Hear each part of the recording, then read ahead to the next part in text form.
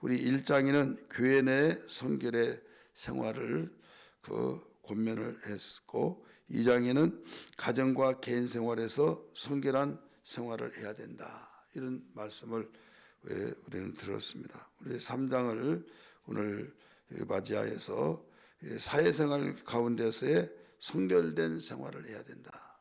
그래서 성결이 이렇게 중요한데 개인적으로, 가정적으로, 또 교회 내에서, 또 사회생활에서 성결된 생활을 하는 것이 우리 그리스도인으로서의 마땅히 해야 할 일이다. 이 내용을 가르쳐주고 있죠. 바울은 오늘 본문 속에서 특별히 1절에서 3절까지 성도들이 시민으로서 사회의 의무를 다하고 선을 행하면서 살아가야 할 이유를 설명을 하고 있으면서 현대 사회를 살아가면서 성도가 해야 할 일, 성도가 피해야 할 일, 이것이 무엇인가 이런 면에서도 가르쳐 주고 있는 내용이 3장 전체 내용에서 우리 발견할 수 있습니다. 그러면 이 3장 1절부터 3절까지는 어떤 내용인가 하면 시민의 의무를 다하라 이거예요. 시민의 의무가 뭐냐면 1절에서 가르쳐 줍니다. 1절은 통치자들에 대한 태도를 분명히 하라 이거예요.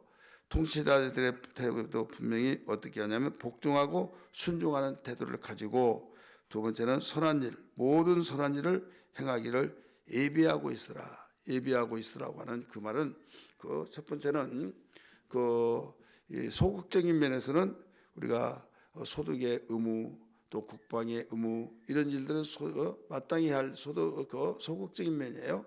적극적인 면에서는 우리는 사회 발전을 위해서 유익한 것이 무엇인가, 이런 면에서도 예비하고 있으라, 준비하고 있으라 이거죠.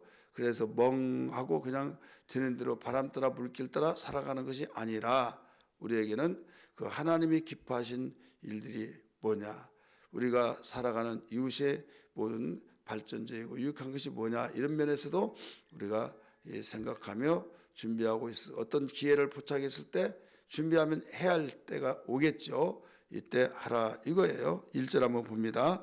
너는 그들로 하여금 통치자들과 권세 잡은 자들에게 뭐라고 그랬어요? 복종하며 순종하며 모든 선한 일 행하기를 준비하게 하며, 이렇게 가르쳐주고 있죠. 그래서 본문에는 그대로 우리 통치자들, 권세자들에게 대하는 태도를 가르쳐주고 있죠. 어떤 대한민국 헌법을 헌법대로 하지 아니하고 이상하게 하면 이것은 우리가 할 수는 없죠. 법이 있는데 왜 법을 통치자들이 먼저 지켜야 하는데 지키지 않는다고 한다면 이것은 우리가 기도하고 권면하고 항의를 하고 이제 그래도 안 되면 우리는 국민운동을 하고 해서라도 법을 만들고 법을 지키지 않느냐라고 하는 것, 우리는 무조건 이해하라는 것이 아니에요.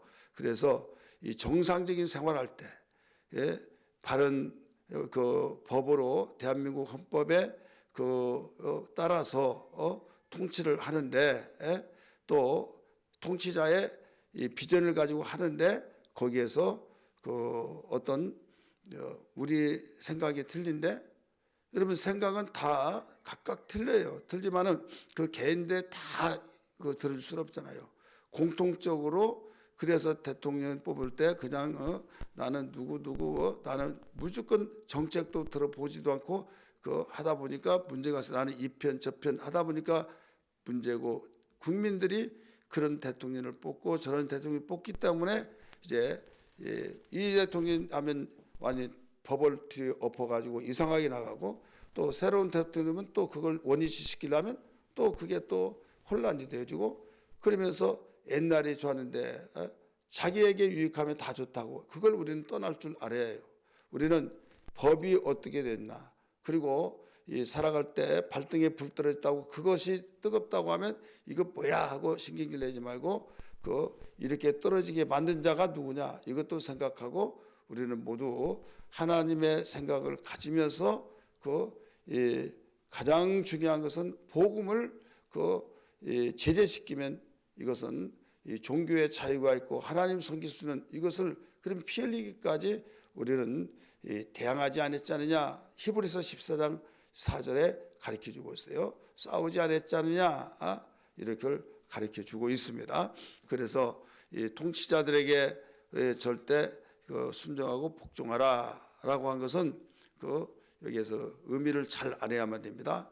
그래서 꼭 우리 분별력 있는 시민의 의무를 다해야 될 줄 믿습니다. 그 다음에 2절에는 성도는 온유함을 어느 때에 누구에게 나타내야 하느냐 이걸 가르치고 있어요. 2절에 온유함을 어느 때까지 나타내냐. 범사의 모든 일에 또 모든 사람에게 나타내야 된다 이거예요. 모든 일에 모든 사람에게. 2절 한번 보세요. 아무도 비방하지 말며 다투지 말며 관용하며 범사의 온유함을 모든 사람에게 나타낼 것을 기억하게 하라. 그래서 선한 일을 해야겠다는 거죠. 왜 그러냐. 우리도 이전에는 그랬다. 예수 믿기 전에는 우리도 그들과 똑같았다. 그렇기 때문에 우리는 그들을 긍휼히 여기고 그들을 위해서 정죄하지 말고 그들을 위해서 우리가 사랑으로 나타내면서 구원시키는 일을 해야 된다 이거예요. 그래서 이 3절 한번 다시 봅니다. 3절 우리도 전에는 어리석은 자요 순종하지 아니한 자요 속은 자요 여러 가지 정욕과 행락에 종노릇한 자요 악독과 투기를 일삼는 자요 가증한 자요 피차 미워한 자였으나 여기에 이 모든 일에 모든 사람에게 우리가 긍휼을 나타내야 된다. 온유함으로. 이 이유는 우리도 옛날에는 그랬다. 우리도 그래서 모르니까 그런데 예수 그리스도를 바로 알고 우리가 용납하고 복음을 전하여서 복음이 들어가면 변화가 되어진다. 이것을 일러주고 있어요.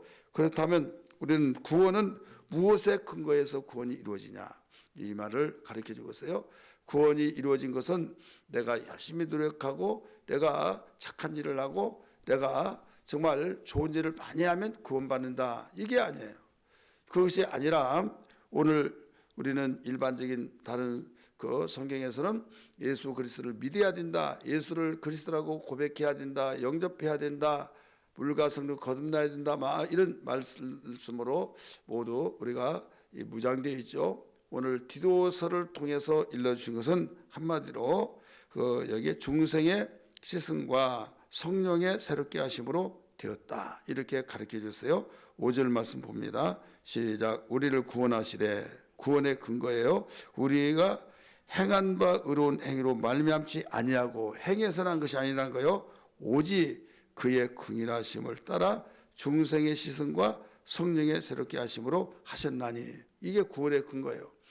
아무리 행함을 주장하더라도 구원의 근거는 될 수가 없다 이거예요. 구원을 받았기 때문에 하나님의 사람이기 때문에 감사해서 우리가 착한 선한 일을 하는 것이지 선한 일을 행해야만 구원받는 건 아니다. 이걸 가르쳐 줬어요. 그래서 오늘 읽었던 5절의 말씀이니까 중생의 시승과 성령의 새롭게 하심으로 되었다. 이 말을 원어에서 보면요. 새로운 탄생, 새로운 삶을 통해서 나타나게 하셨다 이거예요. 새로운 탄생, 새로운 삶을 주시는 성령님의 역사로 구원이 이루어졌다. 한번 따라서 합시다. 새로운 탄생, 새로운 삶을 주시는 성령님의 역사를 통해서. 그래서 새로운 삶을 이제 탄생이 돼야 삶이 되죠. 태어나야 활동하고 성장해서 태어나듯이 그래서 탄생 이것을 바울은 뭐라고 가르쳐 주냐면 고린도후서 5장 17절에 그런즉 누구든지 그리스도 예수 안에 자는 새로운 피조물이라 이렇게 나왔어요. 에베소 2장 10절은 너희가 그리스도 안에서 새로운 지음받은 자, 새로 지음받은 자다. 그래서 우리가 지금 육신은 부모로부터 혈통으로 태어났지만은 이 영이 존재니까 사실 육체가 존재냐 영혼이 존재냐 합쳐서 존재지만은 언젠가는 분리가 돼서 따로 헤어질 때가 있어요. 이걸 죽음이라고 하죠. 그러면 진짜 존재는 누구예요? 영혼이죠. 그때 결과가 영혼이라는 것을 그동안 긴가민가 하고 정말일까 하지만은 그때 딱 드러나는 거예요. 그렇기 때문에 우리는 먼저 이 비밀을 알기 때문에 나란 존재가 영혼이라는 것을 알고 영혼의 때를 위해서 준비하고 영혼의 때를 위해서 살아야 된다 이거죠. 우리는 이 영혼을 그 하나님께서 더 귀하게 여기고, 육체는 영혼과의 관계를 수없이 여러분 들어서 아시겠지만은, 육체는 영혼의 옷과 같고, 육체는 영혼을 담는 그릇과 같고, 또 육체는 영혼의 장막집과 같다 하는 것을 성경은 가르쳐주고 있어요. 그래서 그냥 우리 사람이 살면서 집 없이 길거리에 살 수 없잖아요. 집이 있어야 하잖아요. 사람이 생활하면서 옷 없이 생활할 수 없잖아요. 옷이 있어야 하잖아요. 또 우리는 어떤 물건을 그릇에 담아서 전달해주고 또 포장도 잘하고 그러듯이 우리는 이 옷을 입고 또 그릇이 되어지고 또 장막집이 있어야 하는 것은 너무 중요해서 육체를 학대하고 필요 없다는 거 아니에요. 영혼이 있을 때까지만 육체가 필요한 거예요. 한번 따라서 합시다. 영혼은 우리 존재요. 육체는 영혼이 있을 때까지만 너무 귀하고 귀한 존재다. 그런데 아무리 귀하더라도 육체가 딱 헤어지면 귀하지 않다는 것을 우리 모든 100% 인정하고 있어요. 그래서 장례식하고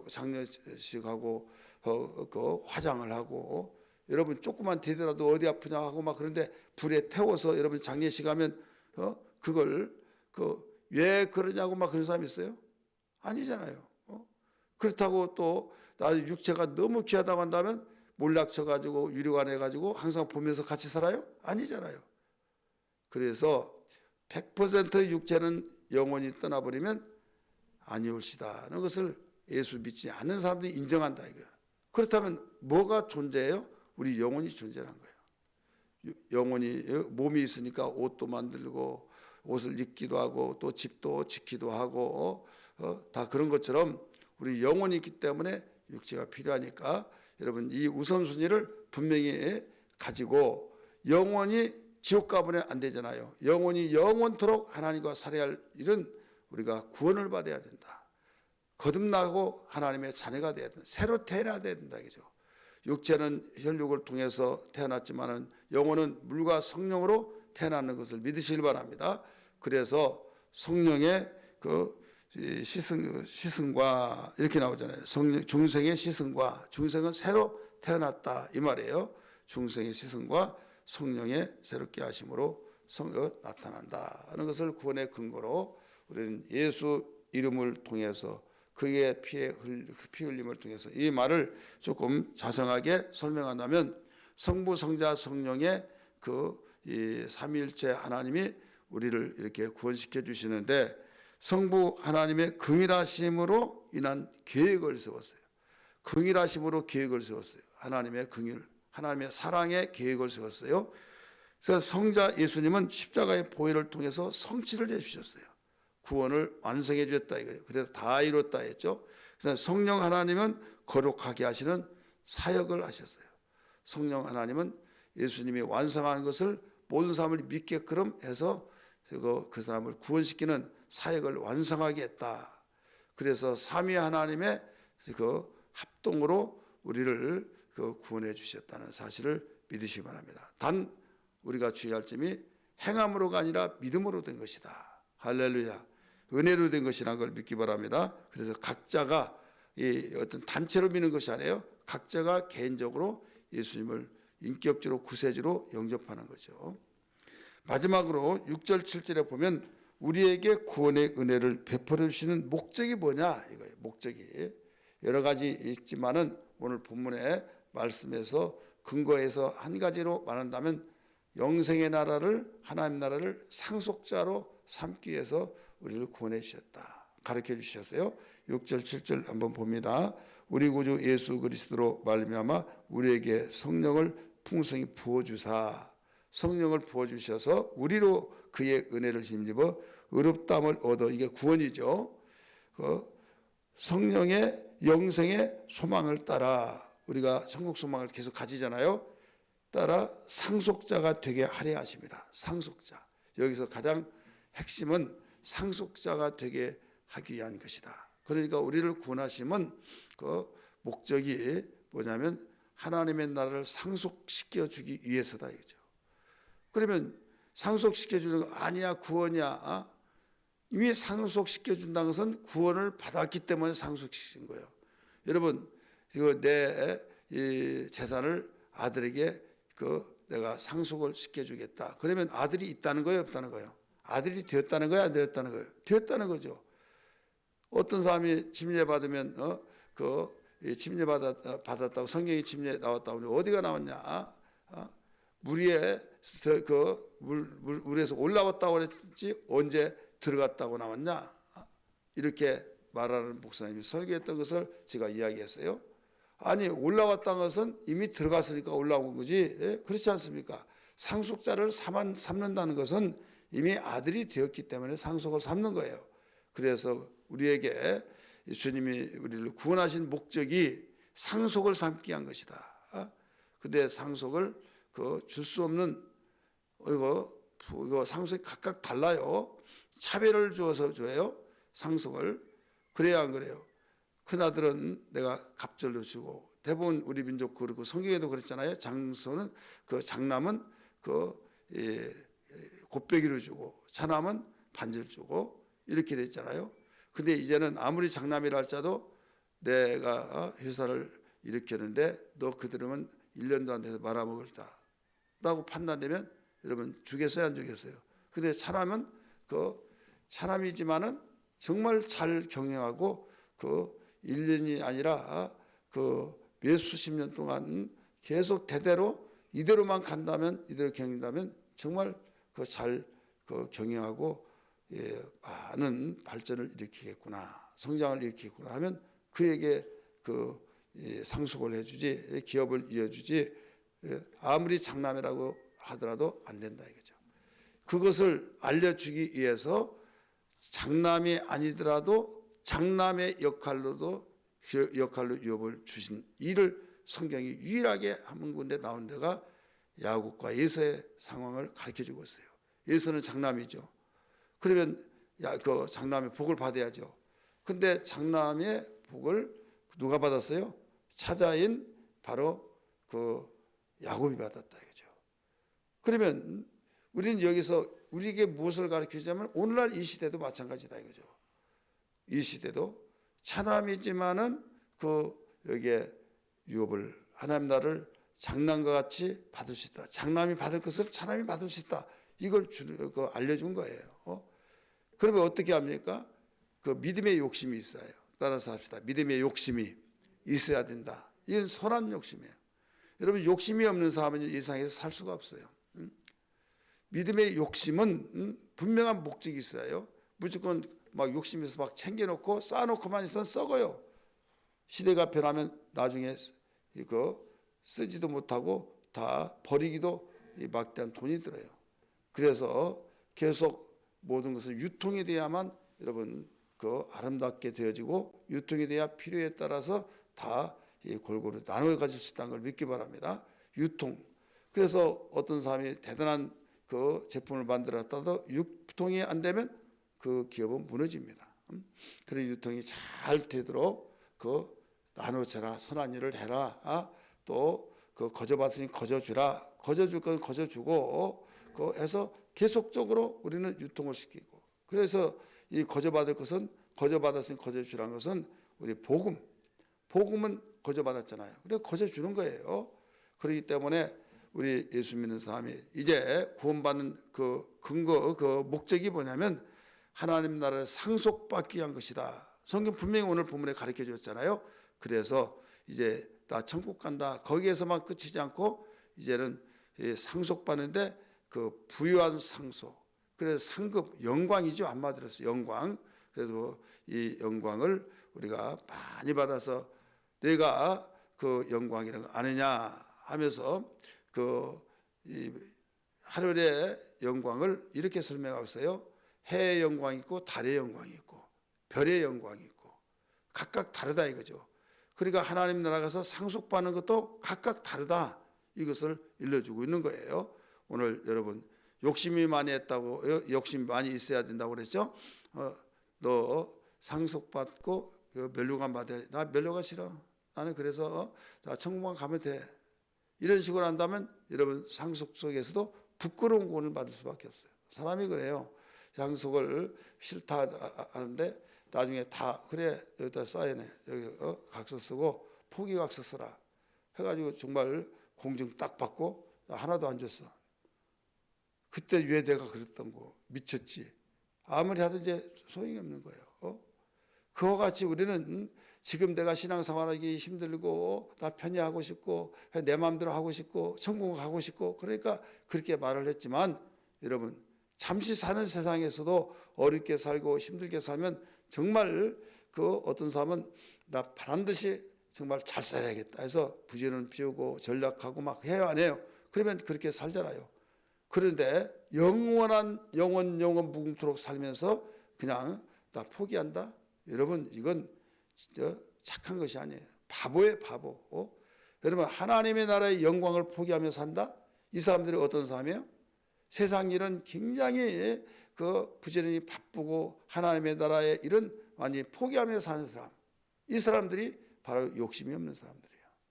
여러분 육체에 있을 동안만이 여러분 그 욕심도 낼 수 있는 시간이란 걸 믿기 바랍니다. 그래서 세월을 아끼라 이런 말씀하셨어요. 기도하겠습니다.